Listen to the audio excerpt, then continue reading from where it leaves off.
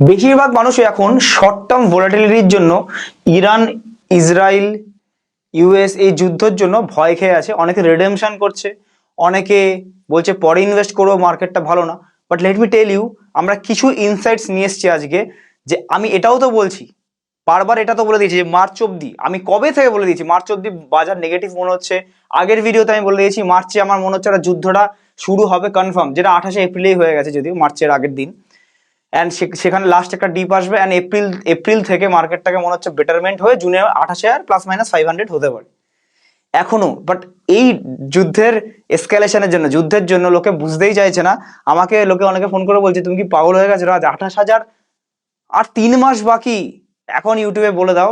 এবার দেখুন, এটা আমার রিসার্চ, আপনার আলাদা রিসার্চ হতেই পারে।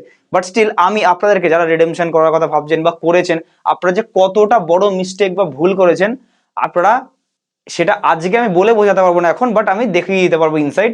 যে যদি কেউ এরম করার কথা ভাবেন বা করে নিয়েছেন রিডেমশন, যে মার্কেট এবার শেষ হয়ে যাবে, তাহলে আপনি এখনো কাঁচা খিলাড়ি আছেন এখানে, আপনি কোনোদিন পয়সা বানাতে পারবেন না।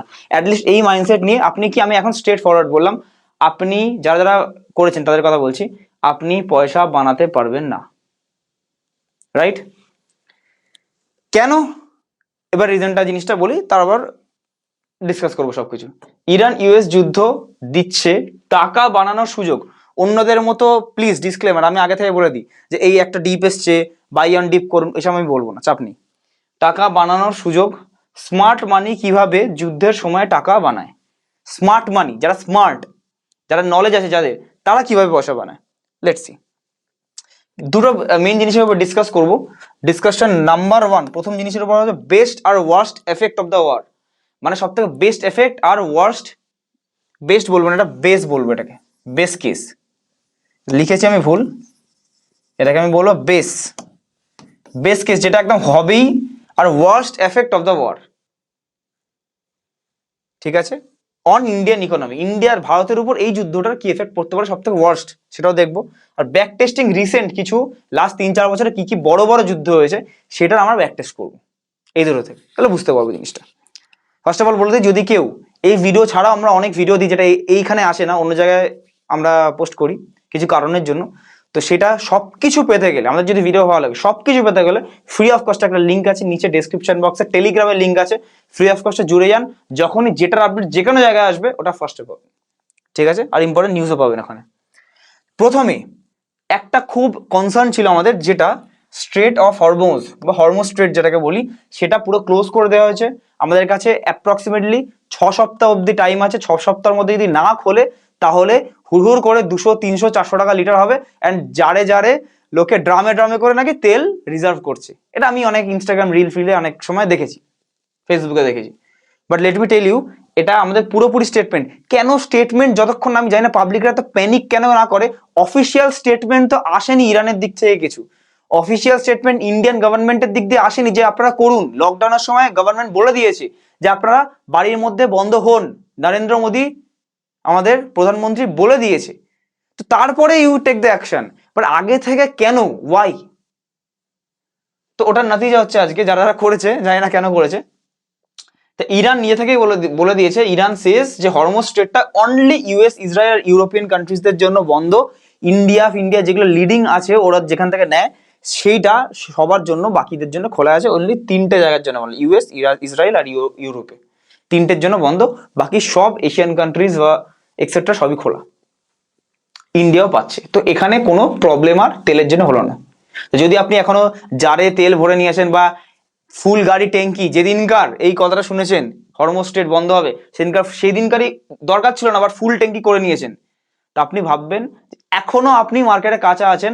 নিউজ আপনাকে হজম, আপনি নিউজ করতে পারেন না। এগুলো টেস্ট করুন, আপনি নিজেকে টেস্ট করুন।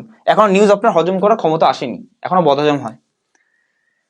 ট্রাম্প সেজ ইরান, আচ্ছা ট্রাম্প এখানে একটা বলেছে যে ইরানের সাথে যুদ্ধটা 4 থেকে 5 সপ্তাহে অনলি টিকবে, বাট আবার লাস্টে হাতটা লাগিয়ে দিয়েছে।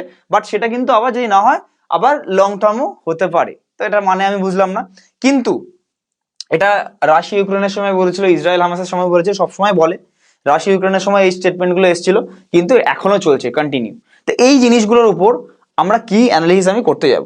প্রথমত আমার একটা চার্ট বুঝতে হবে। চার্ট মানে হচ্ছে ইন্ডিয়ান ইকোনমির উপর আমি কি বলেছি, বেস আর ওয়ার্স্ট কেস ইন্ডিয়ান ইকোনমিতে কি হতে পারে এই যুদ্ধটা যদি এসকেলেট হয়, ধরুন 1 বছর এসকেলেট হলো, 2 বছর চললো, তাহলে কি হতে পারে। বেস কেস মানে 3-4 সপ্তাহের মধ্যে শেষ হয়ে গেল। আমরা জিনিসগুলো বুঝবো, লাস্টে বলবো আমার কি এক্সপেকটেশন, আমার মতে কি হতে পারে। আচ্ছা, ক্রুড অয়েলের দাম কিছুদিন আগেই যুদ্ধ হওয়ার আগে $55-60 পার ব্যারেল, US ডলার্স পার ব্যারেলে পাওয়া যাচ্ছিল, সেটা চাক করে $20 বেড়ে 80-81 কাছে এখন চলছে। ভেরি গুড, ঠিক আছে, এটা হচ্ছে ক্রুড অয়েলের চার্ট US ডলারে ব্যারেলে। এবার কি হতে পারে, বাজেটের সময়, প্রত্যেকবার বাজেটের সময় ব্রেন্ট ক্রুড বা ক্রুড অয়েলের তেল তো লাগবেই, তেল ইন্ডিয়া কি করে ইম্পোর্ট করে, বাইরে থেকে ইম্পোর্ট করে নেয়, কেনে। তো ওই যেন কত বাজেটের সময় কি করে যে কত ব্যারেল তেল আসবে ইন্ডিয়াতে পুরো দেশের, অ্যান্ড কত টাকা তার জন্য রাখা হবে, সেরকম করে একটা আন্দাজ করা হয়। তো এই ক্ষেত্রে 1.15 বিলিয়ন অ্যাজ ফর টুডে, আজকের ডেটা অনুযায়ী ব্যারেল ইম্পোর্ট করা হয় ইন্ডিয়াতে 2025-26-এর ডেটা, 25-এর ডেটা, সরি 26 মানে পুরো হয়নি। রেট ধরা হয় 60-61 পার ব্যারেল, মানে এইটার রেট ধরা হয় অ্যাভারেজে, ধরুন এই 60-62, মানে এই রেঞ্জের মধ্যে অ্যাপ্রক্স ক্যাপেক্স ধরা হয়। মানে এইটাকে ইনটু করবেন এটার সাথে, অ্যাপ্রক্সিমেটলি যেটাই আসছে সেটা হচ্ছে আমাদের বলতে পারি বাজেট ক্রুড অয়েলের উপর। এবার যদি রেট যদি বেড়ে 80-81 হয়ে যায়, যেটা এখন কারেন্টলি 81-এর কাছে আছে, মানে 80-81 মানে 20 টাকা যদি বাড়ে, $20 যদি বাড়ে, সরি, তাহলে অ্যাজ অফ নাও যেটা আছে, তাহলে 1.5 বিলিয়ন ব্যারেল, তার সাথে $20 এক্সট্রা এক একটা ব্যারেলের উপর, তার মানে কি 20-22 বিলিয়ন ডলারের এক্সট্রা লাগবে, যেটাকে আমরা বলবো কি CAD, বা আমাদের ভাষায় কারেন্ট অ্যাকাউন্ট ডেফিসিট। ইন্ডিয়ার কারেন্ট অ্যাকাউন্ট ডেফিসিট বেড়ে যাবে $20-22 বিলিয়ন ডলার। স্টক মার্কেট বোঝার জন্য চার্ট দেখলে শুধু হবে না, এইসব জিনিসগুলো আসল বুঝতে হবে, যেগুলোকে বলা হচ্ছে ম্যাক্রো ফিন্যান্স। এবারে এইটা হলে কি হবে, এইটা হলে রুপি ফল করবে। ফার্স্ট অফ অল এটা হলে কি করবে, ইন্ডিয়ান রুপি যেটা এখন কারেন্টলি 92 ছুঁয়ে এখন 91.76-এ আছে, এটা রুপি ফল করে 94-95-100-এর কাছাকাছি মোটামুটি এই রেঞ্জে যাবে। যদি এটা হয়, যদি কখন হতে পারে, কবে হবে সেটাও বলছি। যদি এটা হয় তাহলে রুপি ফল করবে, ফল করা মানে রুপিটা বাড়বে 92, 93, 94, 95, 100-র দিকে যাবে। এবার যদি রুপি ফল করে, রুপি যদি আবার ফল করে, আবার ক্রুডের দাম আবার বাড়বে, অ্যাডজাস্ট থেকে ক্রুডের দাম আবার বাড়বে, মানে 81-85 হয়ে গেল, আবার রুপি, এইরকম করে একটা বাজে একটা ব্যাপার হয়ে যাবে। এবার এই জিনিসটা যদি ক্রুড $80 পার ব্যারেল যেটা এখন আছে, তাহলে অ্যাপ্রক্সিমেটলি এই এফেক্টটা ইনফ্লেশনের উপর এফেক্ট হবে, ইনফ্লেশন, তাহলে 50 BPS রেট হাইক হতে পারে, চেঞ্জ হতে পারে, 50 BPS বা 0.50% রেট হাইক হতে পারে। আর যদি ক্রুডটা 100 থেকে $120 পার ব্যারেলে পৌঁছে যায়, যেটা রাশিয়া ইউক্রেন যুদ্ধের সময় হয়েছিল, আবার তারপরে অ্যাডজাস্ট তো হয়েই গেছে, তো এই সময় যদি হয় তাহলে 100 থেকে 150 BPS পয়েন্ট আমার এফেক্ট হতে পারে, বা 1 থেকে 1.5% আমার ইন্টারেস্ট রেট বাড়তে পারে, কমতে না, বাড়তে পারে, যেটা bad for economy, interest rate hike which is bad for economy, stock মার্কেটের জন্য বাজে হতে পারে। এবার কবে হবে, যদি যুদ্ধটা 1 বছরের ঊর্ধ্বে চলে, তো 1 বছর তো নিশ্চিন্ত, তার মানে 1 বছর নিশ্চিন্ত যুদ্ধের জন্য, বিকজ ইন্ডিয়া ডিরেক্টলি এখানে কিছু হয়নি, আর তেলটাও এফেক্ট হচ্ছে না, তো ইন্ডিয়ার জন্য কিছুই এফেক্ট না। তো 1 বছর অব্দি, 1 বছরের উপর হলে তখন এগুলো এফেক্ট হতে পারে, রাইট? এবারে বুঝতে পারলাম জিনিসগুলো। এইবারে দ্য থিং ইজ, আগে যে যুদ্ধ যেগুলো হয়েছিল, আপনারা যা প্যানিক করছেন এখন, এখান থেকে পড়ে যাবে, এই হয়ে যাবে, সেই হয়ে যাবে, এবার যুদ্ধর এফেক্টের আমার একটা চার্ট মতো আমি বানিয়েছি নিফটির সাথে, যে প্রথম 1 থেকে 2 সপ্তাহ যে কোনো বড় যুদ্ধর কি হয়, 2 থেকে 8 সপ্তাহ, 8 থেকে 6 মাসে প্রত্যেকবার কি হয়েছে 100% টাইম, কত 100% টাইম, একবারও বাকি নেই। তার মধ্যে রিসেন্ট টাইমসে দুটো বড় যুদ্ধ আমি নিয়েছি। রিসেন্ট টাইমসটা দেখলে, আগে অনেক কিছু চেঞ্জেস ছিল, এখন রিসেন্ট টাইমসটা দেখতে হবে 2020 কোভিডের পর সবকিছু চেঞ্জেস হয়েছে। এখানে যুদ্ধ হয়েছিল 14 ফেব্রুয়ারি 2022, উইকলি চার্ট করা আছে। এর পরের যে সপ্তাহটা ছিল, ওই অ্যাপ্রক্স 17-18 তারিখ মতো যুদ্ধ ঘোষণা হয়েছিল, রাশিয়া ইউক্রেন যুদ্ধ নতুন ভাবে। 10% নিফটি 1 সপ্তাহে পড়ে যায়, 1 থেকে 2 সপ্তাহের মধ্যে 10% পড়ে যায়, 10%। এখানে অনেকে ভেবেছিল আরো পড়বে, কন্টিনিউ, রাশিয়া ইউক্রেন এখনো চলছে। তখন নিফটির রেঞ্জ কত ছিল, তখন নিফটি ছিল অ্যাপ্রক্সিমেটলি 18,500, ডাউন চলে এসে 18,500-এ ছিল। এখন নিফটি কত, 24,000, 25,000 ছুতে যায়, 24,500, অল টাইম হাই থেকে 2,000 পয়েন্টের নিচে। এবার যুদ্ধ তো তখন শুরু হয়েছে, তখন ইনিশিয়াল স্টেজে 1-2 সপ্তাহ ডাউন হয়েছে, বাট তারপরে দেখুন আবার যেই কেসে র্যালি স্টার্ট হয়ে গেছে। তো শর্ট টার্মে একটা ঠিক আছে নেগেটিভ ইম্প্যাক্ট, লং টার্মে কিছুই না। আমাদের কি আছে, প্রত্যেকবার যুদ্ধ নিউজ কি একই জিনিস। আপনাকে যদি ফার্স্ট টাইম একটা ঝাল কিছু খায়, আপনার মনে হবে ওই ঝালটা খুব ঝাল লাগছে, প্রত্যেক দিন খাওয়াচ্ছি, 1 বছর পর ঝালটা মনে হবে অ্যাডজাস্ট হয়ে গেছে, একই তো ব্যাপার, একঘেয়ে হয়ে গেছে, ওই নিউজ আর রিয়াক্টই করবে না। That is the reason. এইগুলো বলছি কেন, যাতে আপনারা ভুল ভ্রান্তি থেকে বেরিয়ে আসেন।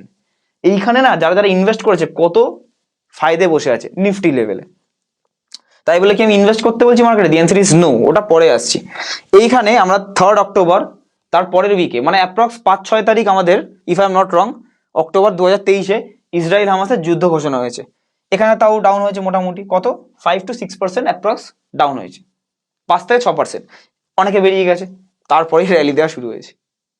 তো মনে করবেন যুদ্ধটা ঘোষণার সময় এটা কি, এখান থেকে কি বুঝতে পারছি, তখন ইসরায়েল হামাসের সময় মার্কেট কত ছিল? মার্কেট ছিল অ্যাপ্রক্স 19,500, এখন দেখুন মার্কেট 24,500।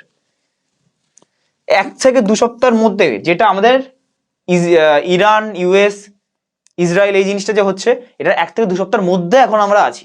মানে ধরুন আমি যদি ধরে নিই 28শে ফেব্রুয়ারি যুদ্ধটা শুরু হয়েছে অফিসিয়ালি, তাহলে 28শে ফেব্রুয়ারি থেকে আমার 2 সপ্তাহ, মানে ওই 13-14 তারিখ অব্দি মার্চের পুরোপুরি আমরা 5-10% ইমিডিয়েট ফল, যেটা অলরেডি 5% আমরা দেখে নিয়েছি, ইমিডিয়েট ফল 10% অব্দি, ইমিডিয়েট ফল যেটা 5 হতে পারে, 6 হতে পারে, 10 হতে পারে, ইমিডিয়েট ফল দেখতে পারি।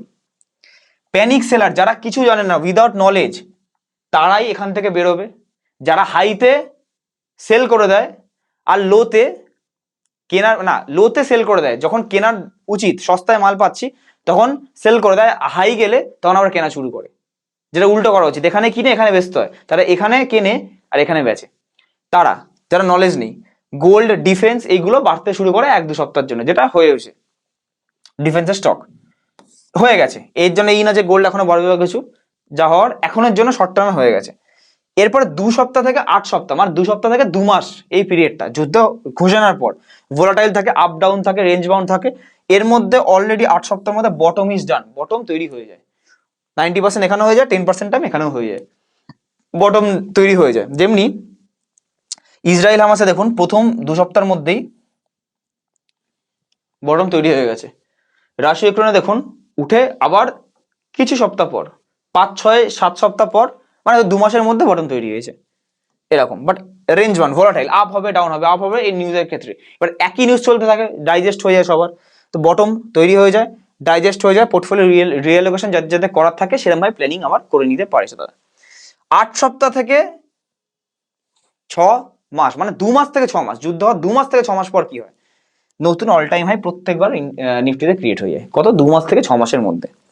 প্যানিক সেলাররা যারা আগে সেল করেছিল এখানে নিচে বেচে দিয়ে, যে এখান থেকে এবার তো শেষ, তারা আবার কিনতে শুরু করে, সেই ভুল করে। এই মার্কেট প্রথম 1-2 সপ্তাহ পড়ে গেল, তারপর একটু আবার উপর, এবার উপর নিচ করে এখানে ধরুন বটম ক্রিয়েট হয়ে গেল, প্যানিক সেলাররা এখানে সেল করে দিল ফার্স্টেই 1-2 সপ্তাহে, যেটা এখন হচ্ছে। আবার যখন উপরে উঠে গেল, এইবার মনে হয় মার্কেট ঠিক হয়েছে, নতুন অল টাইম হয়, এখানে কিনে নেবে। এরপরে কি আবার ব্যাড নিউজে আবার নিচে চলে আসবে, আবার বেঁচে দেবে, এই করে সারা জীবন নষ্ট। এর থেকে বন্ড বা এফডি করুন, ওটাও আছে আমাদের কাছে। তো উল্টোটা করতে, এখানে কিনে এখানে বেচা। যাই হোক, প্যানিক সেলাররা ট্র্যাপ হয়ে যায় আর বাই করে নেয় আগেন। প্রত্যেকবার ওখানে ট্র্যাপ হয়ে উপরে যখনই কেনে ইউফোরিয়াতে, আবার কোনো বাজে নিউজ আসে আবার পড়ে যায়। মোরাল অফ দ্য স্টোরি এটাই বুঝতে পারছি, যদি কেউ হোল্ড করে রাখে তাহলে তো কোনো টেনশনই নেই, এটাই moral of the story. Long টার্মে কত যুদ্ধ এসছে, এই তো একটা এইটুকু চার্টের মধ্যে 2-3টে যুদ্ধ চলছে। একটা যুদ্ধ রিসেন্টলি, 2টো যুদ্ধ, 3টে যুদ্ধ লাস্ট 4 বছরের চার্টে। কোথায় নিফটি কোথাকার কোথায় গেছে, শেষ হয়ে গেছে, এখানে শেষ হয়েছে না এখানে শেষ হয়েছে, সবকটাতে বড় বড় ইকোনমি। তো এইখান থেকে আমরা বুঝতে পারছি যে 2 মাস থেকে 8 মাসে নতুন অল টাইম হাই ক্রিয়েট করে। এখান থেকে দেখুন 2 মাস থেকে 8 মাস সবসময় নতুন অল টাইম হাই ক্রিয়েট করেছে। 2 মাস থেকে 8 মাস নতুন অল টাইম হাই, দেখুন এটা হচ্ছে নতুন অল টাইম হাই ক্রিয়েট করেছে, রাইট। এই যে ডাউনটা এসেছিল এটা আলাদা রিজনের জন্য ডাউন এসেছিল, আলাদা রিজন। কেন এসেছিল এখানে আগেই বললাম, 100 থেকে 120 ব্যারেল হয়ে গেলে ইন্টারেস্ট রেট হাইক হয় অনেকটা। রাশিয়ার ক্ষেত্রে রাশিয়া ইউক্রেন যুদ্ধে 100 থেকে 120-তে এসেছিল, 120-র কাছে গেছিল, ইন্টারেস্ট রেট হাইক হয়েছিল। মানে ব্যাংকের এফডিতে লোকে বেশি পাচ্ছিল, বন্ডে বেশি পাচ্ছিল, স্টক মার্কেট থেকে টাকা বেরিয়ে, ওই জন্য স্টক মার্কেট পড়েছিল একটা বছর। এখানে ইন্টারেস্ট রেট হাইক হয়েছিল, কেন হয়েছিল সেটাও বললাম। সবকিছু সবার সাথে অ্যালাইন্ড আছে, সবকিছু সবার সাথে অ্যালাইন্ড আছে। ঠিক আছে, মার্কেট আবার বেশি ভালো চললে এফডি তার পাবে না 1-2%, সবকিছু সবার সাথে অ্যালাইন্ড আছে। তো ওই জন্য এটা এবার আমাদের এক্সপেকটেশনটা কি, এত তো কথা বলে দিলাম, কোশ্চেনে যাওয়ার আগে আমাদের এক্সপেকটেশন কি? আমাদের এক্সপেকটেশন এটাই, যেটা আমরা 1 থেকে 2 সপ্তাহ বলছি আর 2 থেকে 8 বলছি, এর মধ্যে অবশ্যই বটমটা তৈরি হয়ে যাবেই। বটম ধরুন মার্চেই তৈরি হয়ে যাবে আমার মতে। আমি কি বলে রাখছি বারবার, যদি নতুন হন সামনের দিনে কি হবে এটাই আমাদের অ্যানালিসিস, ম্যাক্রোস দেখে সাবস্ক্রাইব করতে পারেন চ্যানেলটিকে, টেলিগ্রামে জয়েন করতে পারেন, লাইক করতে পারেন ভিডিওটা ভালো লাগলে, আপনাদের জন্য এই প্রচেষ্টা এগুলো আনি। মার্চের পর বাজারে, মার্চের পর মানে মার্চ না, মার্চের পর আগেন বলে দিচ্ছি, নতুন অল টাইম হাই হবে। কি কারণে উঠবে, কি হবে, কিভাবে, কবে হবে, 28,000, এটা ক্লিক করে দেখে নেবেন একবার। আমরা এক্সপেক্ট করছি জুনের কাছাকাছি 28,000-এর কাছে যদি আসে। পুরো ইউটিউবে কেউ বলছে না, আমি একমাত্র ছাড়া, কারোর বলার নলেজই নেই, দমই নেই। 28,000 এখন বাজে মার্কেট, আমি বলছি। না হলে না হবে, 10 বারে 10 বার ঠিক হয়েছে, একবার ভুল হব, আমিও ভগবান না। এটা যদি ঠিক হয় আমি বুঝবো ভগবান, আমিও তো ভগবান না, একবার ভুল হতেই পারি। 80-90% অ্যাকিউরেসি স্টক মার্কেটে ভেরি গুড, সেটা নিয়ে আমি থাকবো।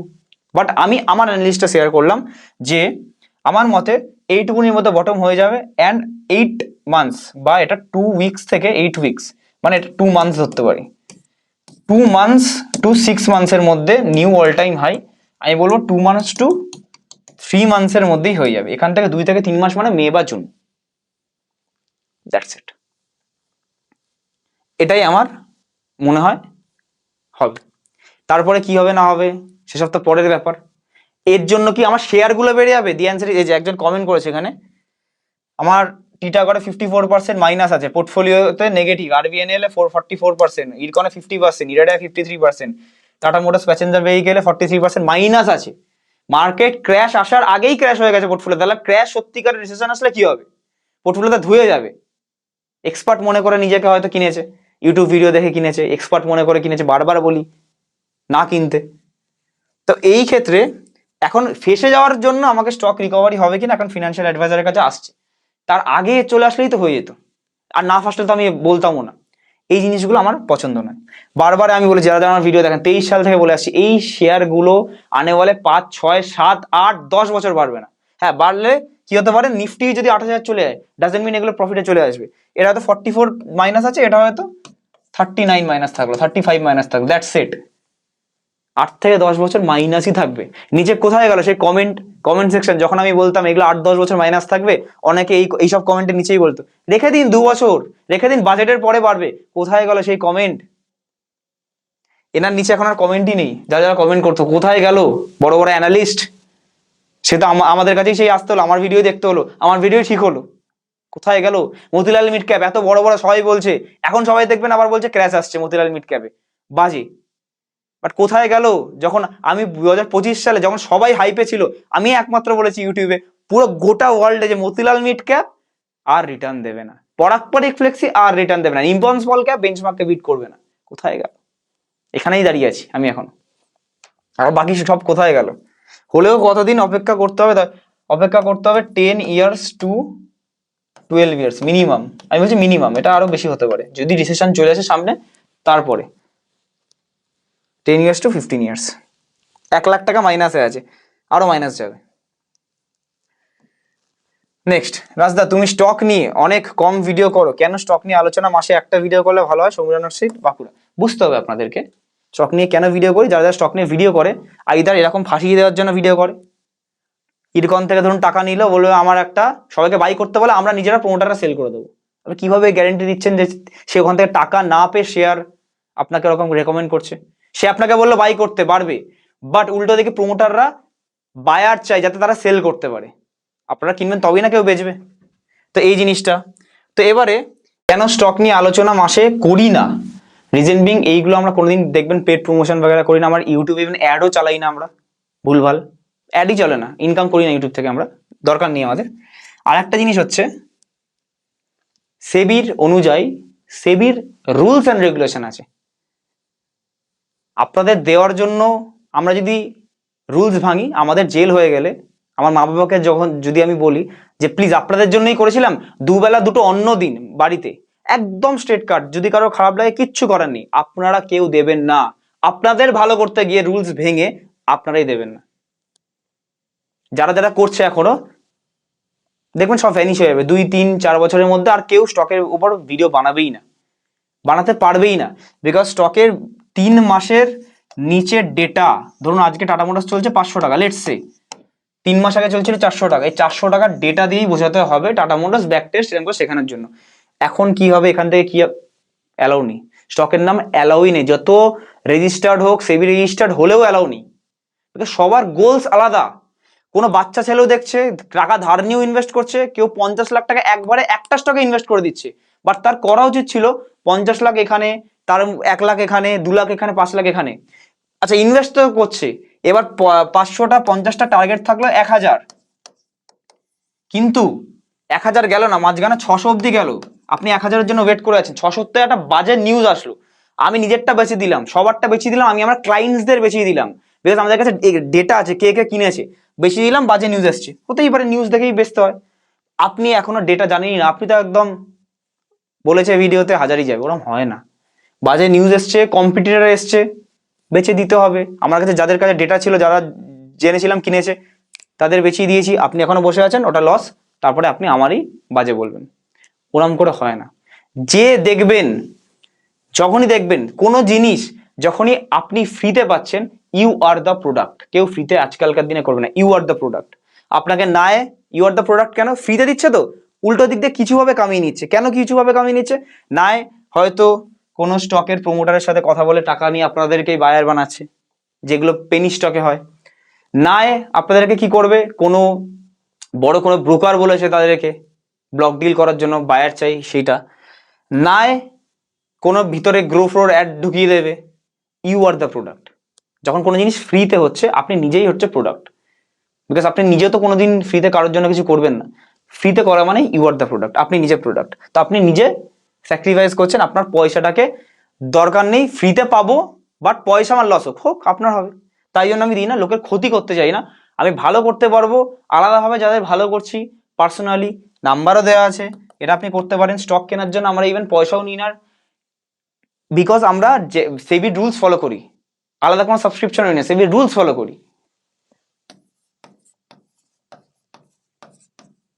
এটা আমার পার্সোনাল নাম্বার, আপনি অ্যাডভাইজারি মডিউলে চলে গিয়ে তারপরে যেতে পারেন। এএমসি আমাদের পে আউট দেয়, আমরাও ফ্রিতে করি না, এএমসি আমাদের পে আউট দেয়, আপনাদের থেকে আমরা নিচ্ছি না, তাই জন্য you are the product, that's Y.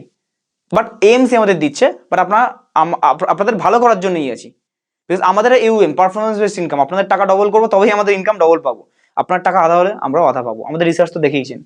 তো ওই জন্য এটা আমরা পার্সোনালি করি, বাট এই জিনিসটা কখনো ইউটিউবে ভিডিও থাকলে নেবেন না স্টকে, আমি এখনই বলে রাখছি, আপনাদের জন্যই বাজে। রাজবাবু, ইরান ইসরায়েল কারেন্ট ওয়ারে ইন্ডিয়ান মিউচুয়াল ফান্ডে কতটা প্রভাব ফেলতে পারে? যা প্রভাব ফেলতে পারে আমি বলে দিলাম, 2 মাস, এক সপ্তাহ, 2 সপ্তাহ, কখন কি হতে পারে বলে দিলাম। এই মুহূর্তে as a mutual fund investor কি করা উচিত জানলে উপকৃত হবো। মিউচুয়াল ফান্ডে বাই অন ডিপ করলে করতে পারেন, বাট স্টক মার্কেট ছাড়া। আমি কি বললাম, মিউচুয়াল ফান্ডে ইনভেস্ট করতে পারেন buy on dip, but mutual ফান্ডটা শেয়ার মার্কেট ছাড়া। সামনে যদি মার্কেট ক্র্যাশ আমার মতে যদি 2027-এ আসে, সব পড়ে যাবে, ট্র্যাপ হয়ে যাবে। আরেকবার বলছি, মিউচুয়াল ফান্ডে ইনভেস্ট করতে পারেন স্টক মার্কেট ছাড়া। এর যারা বোঝার বুঝে নিন। রিসার্চ অনেকটা বাজার বুঝতে সাহায্য করে, কিন্তু কেউ বাজারে 100% ঠিক বুঝতে পারে না, একদম বেসিক জেনুইন কথা বলেছেন, জেনুইন কথা। তো আমি কি করবো এবার থেকে, আমার তো 10 বারের মধ্যে 10 বারই এখন অব্দি যে লং টার্ম ইয়েগুলো, যে মার্কেট কি হবে ঠিক হয়েছে। তো what we can do here is, আপনার সাথে একটা চুক্তি হয়ে যাক এবারই, 10 বারের মধ্যে দেখুন, এটা হলে তো ভগবান হয়ে যাবে, 100% ঠিক ঠিক হয় না, আপনারাও জানেন। স্টক মার্কেটে 60% অনেক বলা হয় অ্যাকিউরেসি। তো 10 বারের মধ্যে এখনো 10 বার, যদি এই জুনেরটা ধরুন ঠিক না হলো, বা 27-এ ক্র্যাশ ঠিক না হলো বাই চান্স, তাহলে 10 বারে কবার হলো, 9 বার হলো বা 8 বার হলো, মানে তাও 70-80% ভালো। আমরা এটা দেখেছি যে যখনই ঠিক হয় অ্যাপ্রিসিয়েশন আমরা কম পাই ফিনান্স মার্কেটে। যখন একটা ভুল হবে তখন প্রচুর ফোন আসে, প্রচুর সবকিছু আসে একটা ভুলে, বাকি যখন প্রফিট হবে সব চুপ, একটু ডাউন অনেক ফোন। তো what we can do here is, যেহেতু 100% ঠিকই, তো ওই জন্য যখনই 1-2 বার ভুল হবে আপনারা তখন কিছু আমাকে অত ফোন করবেন না বা বলবেন না, বিকজ আমিও মানুষ। এটাই ডিল, আমি জানি এই ডিলে কেউ রাজি হবেন না, বাট এটাই ডিল, বাট আমরা তাও চেষ্টা করবো এটাকে মেনটেন রাখার। আচ্ছা, একজনের খুব ইন্টারেস্টিং একটা কোয়েশ্চেন এসছে, সেটা হচ্ছে ব্যাংক যদি বন্ধ হয়ে যায় তাহলে মিউচুয়াল ফান্ডের টাকা কিভাবে ফেরত পাবো? খুব ইন্টারেস্টিং কোয়েশ্চেন। আমি জানি না কিভাবে ব্যাংক বন্ধ হবে, বাট ঠিক আছে, আমি বললাম ব্যাংক বন্ধ হয়ে গেল বা ফ্রিজ হয়ে গেল, আমি বলছি মিউচুয়াল ফান্ডের টাকা এখানে সেফ। ব্যাংকের টাকা ফ্রড হয়, 5 লাখের উপর এফডি হাত তুলে দিলে এফডি 5 লাখের উপর যেটুকু আছে ফেরত পাবেন না।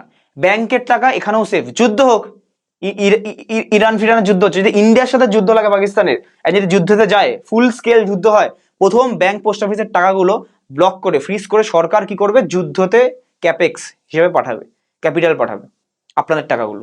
বাট মিউচুয়াল ফান্ডের টাকা তখনও সেফ। কেন সেফ? ওই জন্য এত 20-30 বছর ইন্ডাস্ট্রি মিউচুয়াল ফান্ডে এখন অব্দি ফ্রড বা কোনো টেনশন কারোর হয়নি। একটা কেস শুনিয়ে দিন, আমি মেনে যাবো, কোনোদিন হয়নি। কেন? দ্য থিং ইজ, ব্যাংক যদি বন্ধ হয়ে যায়, ফর এক্সাম্পল আপনি এসবিআই থেকে ইনভেস্ট করেছেন, একটা অপশন থাকে এসবিআই বন্ধ হয়ে গেল, আপনার কাছে পিএনবি আছে একটা, অবশ্যই সবার মিনিমাম 2টো ব্যাংক থাকা উচিত। চেঞ্জ অফ ব্যাংক বলে একটা অপশন থাকে, ফিজিক্যাল সই করে দিয়ে গেলেন, চেঞ্জ অফ ব্যাংক করলেন, 48 আওয়ার্সের মধ্যে, 2 দিনের মধ্যে চেঞ্জ অফ ব্যাংক হয়ে গেল। এবার টাকা যা উইথড্র হবে, যদি উইথড্র করতে হয় বা এসআইপি কাটতে হয়, পিএনবি দিয়ে কাটবে। It's that simple. মিউচুয়াল ফান্ডের টাকা সেফ, ব্যাংক চেঞ্জ করে দিলাম আমি, ইটস দ্যাট সিম্পল। ঠিক আছে, ইটস দ্যাট সিম্পল। আর COB change of bank physically সম্ভব, যারা যারা নন ডিম্যাটে করে, যারা ডিম্যাটে করে ডিম্যাট দিয়ে ডিম্যাট এরম হয়ে যায়। আমাদের ক্ষেত্রে তো জাস্ট অফিসে আসলো বা পিডিএফ পাঠিয়ে দিলাম, আমাদেরকে দিল, আমরা ক্যাম্পসে জমা করলাম, হয়ে গেল, কোনো অসুবিধাই নেই, তাকে ক্লায়েন্টকে কিছু করতেই হলো না, জাস্ট বলতে হলো। এটা যদি হয়, ওয়ার্স্ট কেস সিনারিও যদি হয়ে যায়, মিউচুয়াল ফান্ডের টাকা 100% এনি টাইম ফেরত পাবেন চেঞ্জ অফ ব্যাংক করে। ক্ল্যারিটি পুরো হয়ে গেল।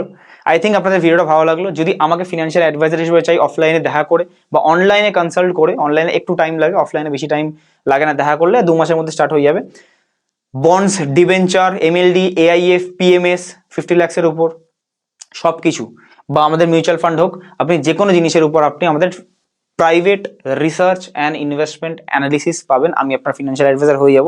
আমাদের লাইসেন্স নাম্বার ARN 300613।